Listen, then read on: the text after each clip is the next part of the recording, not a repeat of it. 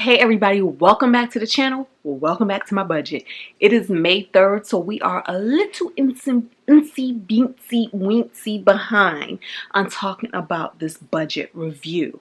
Welcome back to all of my family, friends, and tribe mates. And for those of you who are new, welcome to this channel. Welcome to this brand new lifestyle. My name is Tinesha Davis, and we are here to talk about my April budget review. The review is all about everything that I planned at the beginning of April. How did it actually pan out by the end of April? I have reconciled all of my accounts. I have reconciled my money, and this is where we are at, okay? On this side of the paper is what I predicted to have happened, and on this side of the paper is what actually happened. Things highlighted in blue means that either I went over budget or I did not account for them at all. And things that are pink mean I did better than I actually expected, okay? So let's talk about it. I projected that I would make $12,480 in income. I only made $12,064 in income, and this is my income after taxes, after payroll deductions. Yeah. So that's what I bring home. This is my take-home pay. Now the thing about it is, why? Now y'all know this is pretty new. We normally hit our marks, we normally hit our targets. But what happened is I actually had a tenant move out. I didn't have any notice, so therefore that's why I didn't know that the tenant was moving out. I think he gave me like, 3, 4, 5 day notice? I don't know. But it was all good because this tenant had been a long time tenant of mine. And so I was just super grateful to have had that steady stream of income for, I think, about 2 years. I think he's been here for about 2 years. 3 years off and on, but 2 years, I believe, straight with no breakup. So it was all good. I didn't need a notice, So that's why I had a dip in income. But obviously I made some more in some other areas than I expected. I don't remember what those areas are. I don't even feel like looking. So anyways, $1,420 goes to my 401k right off the bat.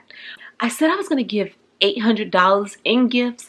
But of course, when my income was less than what I expected, I had to readjust some things and retweak some things to, that's what happens when you make a budget and then life happens. You have to adjust here and there and across the board. And I do that immediately. I do that as soon as I know that there's a change in the circumstance, whether that means that I made more or I make less. Even when I make more, I apply that to my budget and then I figure out what am I going to do responsibly or not so responsibly with that money. But the point is, I always know where I stand as far as my budget is concerned at any given point in time of the month, okay? So I said $800. I gave $752 in gifts. HOA, $95. The water bill came in at $178. Gas bill, $145. And that high ours electricity, $405. Cell phone, I said $215. It actually came to $233. Why? Because my grandmother got a new phone and she actually put insurance on that phone. And so that wonderful expense is passed on to me. It's all good. So $233. And I have 3 cell phones on my plan. Internet, $80. And I have the fastest speed internet that my area provides. Security systems on 2 homes, $120. Insurances, and that's my car insurance for 3 cars, another insurance for somebody else that I pay, and home warranty insurance, which I need to cancel. I need to put that on my 10 things to do list. Okay, so that I said $295, but it actually came in at $275. I believe the car insurances came out lower than I expected. Easy Pass, I set aside $25. I did not use up all my tolls this month, so that came in at $0. Housekeeping, $200, and I paid $180 because out of that $200, $20 is for a tip, and I passed that expense off to my son. Subscription services, $35, and that is for Netflix, Hulu, YouTube Red, and $5 to a Patreon. Home Depot, a lot of you know, or some of you know, or a few of you know, that I actually financed some things using my Home Depot credit card, and that was 24 months interest free. So I paid $200 on that. I'm on track. I'm way on track in paying that back because I love playing money games. I love money strategies. Check out my video, I am in debt again. Something like that. Over here. Eye in the sky. And I explained to you in that video what I'm doing. Also in that video, I'm having the worst hair day ever. The thing about it is I didn't even realize my hair was that bad when I was making it. I actually was checking my hair like, oh, I look cute. And then I look back at the footage like, what in all of the heck was going on? I dyed my hair. I dyed my hair at one point, and all of that dyed hair fell out, leaving my hair, especially around the front, very thin, very broken off, and all of that. But all of the dyed hair is gone because it fell out, not because it grew out. It's just gone. Nails, I said $75. See my nails? $75, I paid $65. And that was for my mani and my pedi. Chile, I am going to Chile in August. I am so excited. I'm going there to snowboard. This has been a dream of mine. One of them things I've always wanted to do, and it actually popped up the opportunity to do it. And so me and my girl Gwen are doing that. And this month I paid another $1,150. That does not pay this trip off, but that is what I put toward that trip. I just got back from a Caribbean cruise on the Celebrity Edge, a fabulous new boat that just came out that is leading edge in technology and had a lot of cool features, such as our infinite veranda room, which put us right at the edge of the sea of our room, of our living space. Well, that was super cool. So I had set aside $750 for spending money, and I actually only spent $497, which helped out a lot, being that my income came up short this month.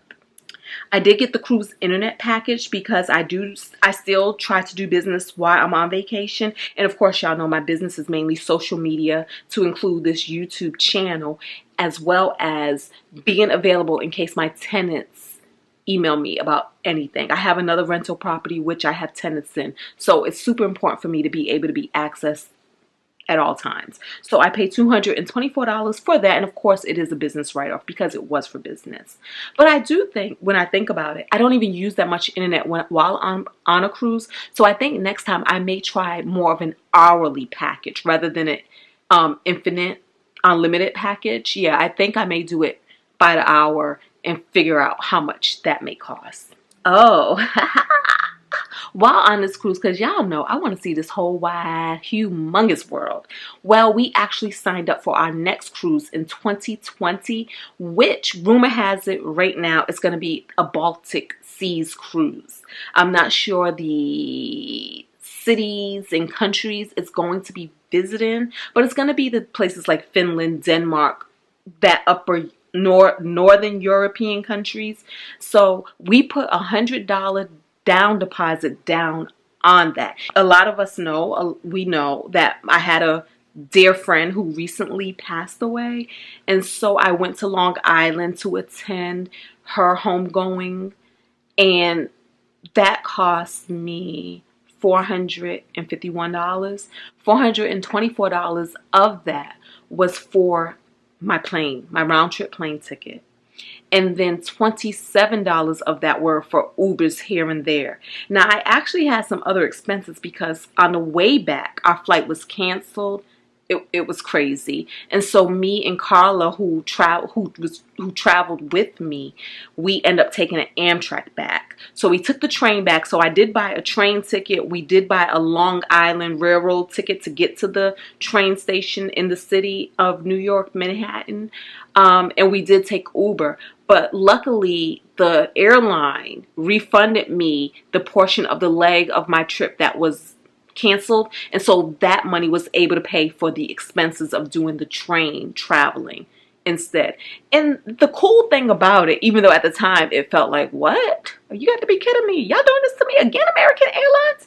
But the cool thing about it is what we learned is we actually prefer traveling by train. So I think that next time I go to New York or something like that, and if I'm flying, I'm not going to fly. I'm going to actually take the train. The train was super comfortable. I was able to work. You're able to have all of your stuff. You don't have to get there a million hours early.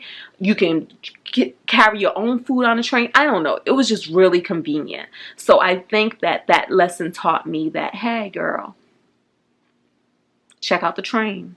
Clothes. I spent $234 on clothes. So I also paid to have one of the cars registered this month and an inspection, and that came to $86. And on this portion of the budget, we try to do what I call mindful spending. I don't actually put a dollar amount in here, but what I try to do is just be mindful of whatever I buy, and I try to compare it to what I did the previous month. So last month in groceries, I spent $86. This month, I spent $81. I did not highlight that because they're pretty equal and it's all good. Restaurants. Last month, I spent $64 in restaurants. This month, I spent $66 in restaurants. And the same thing. They're pretty similar, so we good with that. $224 for miscellaneous I spent last month. This month I only spent $124, and y'all was with me at Walmart where I spent like $54 or something in household supplies. I did not save any money to any of my savings accounts this month because I do have over 6 months, I think I'm at 8 months of emergency fund extra saving built up. And what that means is that if I did not have any other income rolling in, I could at least sustain my life for 8 months. So, and then for the mortgage, I said I wanted to send $5,100 to my mortgage. And I did not meet that goal. I sent $4,725 to my mortgage. I am paying extra to my mortgage because I do have a goal of paying off my home sooner than I'm supposed to. I'm not going to say as fast as possible, no, because it's very important for me to have a great time with life. But I am doing an aggressive payment schedule right now. I'm only supposed to send $3,082, I believe. And as you see, so instead of $3,082, I actually sent $4,725. So there you have it, y'all. That is how I did in the month of April. What grade would I give myself? This one is kind of hard to grade because I didn't do bad. And I think that especially with the fact that I some income disappeared, I think I did really good with what I was working with. You know what? I'm going to give myself a B. I did a B because even when I look at the things that came up blue, it wasn't frivolous. They weren't frivolous things. So it's all good. I'm going to give myself a B for this iteration of my April budget review. In the next video, stay tuned. Tomorrow, we are going to talk about what I plan to do with my money in the month of May. Thank y'all for watching. Don't forget to thumbs up. Don't forget to subscribe if you're not already a family member. And don't forget to leave a comment if at any point you have a question. And my thing I want to know is, are you guys budgeting? Why? But more importantly, why not?